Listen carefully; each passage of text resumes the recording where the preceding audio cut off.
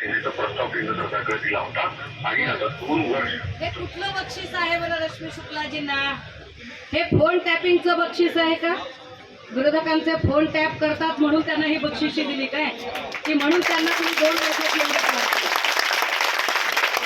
म्हणजे ज्यांनी अनेक वर्ष नोकरी केली, ज्यांचं कुटुंब स्थिर स्थावर झालं, LIBचे लोक असतील तर रेकॉर्ड करा दादा, हो समोरून रेकॉर्ड करा, आडून आडून इकडून तिकडून रेकॉर्ड करायची गरज नाही तुम्हाला, बिलकुल रेकॉर्ड करा आणि पूर्ण रेकॉर्ड करा.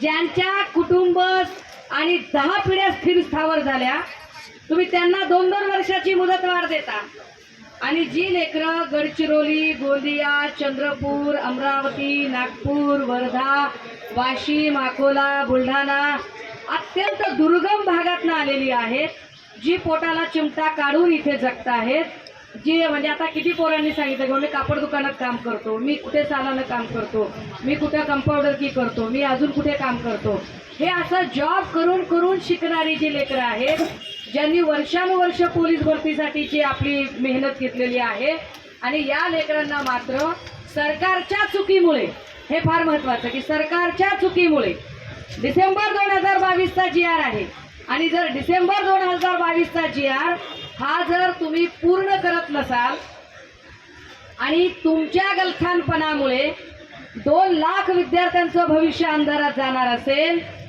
तर देवेंद्रजींना या संबंधाने निर्णय घ्यावा लागेल.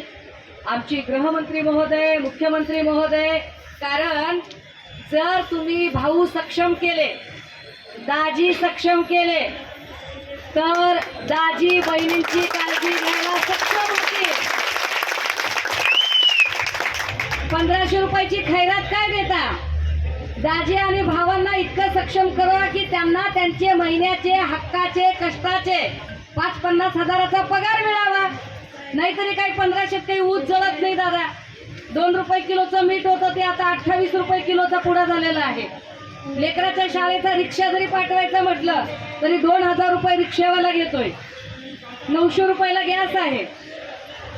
कुठल्याच अर्थाने ते आम्हाला परवडत नाही. त्यामुळे आम्हाला खैरात देऊ नका, आम्हाला मासे पकडून देऊ नका, मासे पकडण्याचं स्किल शिकवा. ते आमच्यासाठी जास्त गरज आहे. आम्हाला भीक नकोय, आम्हाला आमचा हक्क हवा आहे आणि त्या हक्काच्या मागणीसाठी आपण इथे बसून आहोत. बघूया सरकारला किती पाझर फुटतोय काय नाही. आपण पूर्ण कायद्याचं पालन करणारी लोक आहोत. हे मी समजूच शकते की अनेक मुलांची अगतिकता आहे की ताई सरकार या पद्धतीने विचार करते की आम्ही नक्षलवादी व्हावं की चोर उचक्के व्हावं की आम्ही दहशत आणि गुंडागर्दीवर यावं. पण आपण असं काहीही करणार नाही आहोत. आपण कायदा पाळणारी लेकरं आहोत. आपल्याला नोकरी करायची आहे, सरकारी नोकरीमध्ये जायचं आहे. त्यामुळे आम्ही तुमची किती सहनशक्ती आहे की म्हणजे आ देखे जरा किसमें कितना है दम, तो बघू तुमचे अत्याचार संपतात की आमची सहनशक्तीचा अंत होतो. आम्ही आमचे शांत बसून आहोत. काय करायचं काय नाही ते सरकारने ठरवावं. आम्ही इथे बसलेलो आहोत. आम्ही शांतपणे बोलायला तयार आहोत. आमचं काही म्हणणं नाही आहे.